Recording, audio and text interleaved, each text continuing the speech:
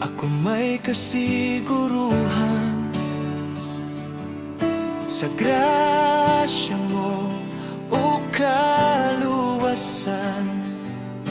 Akong nabatunan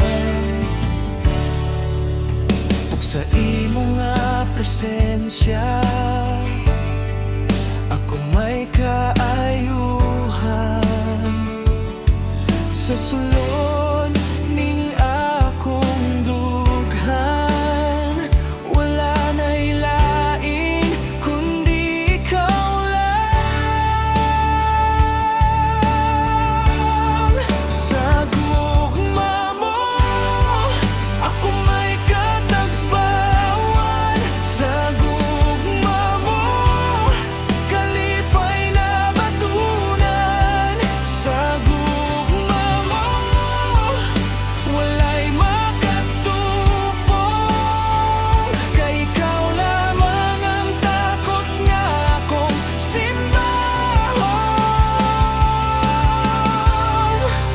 Tungod sa gugma mo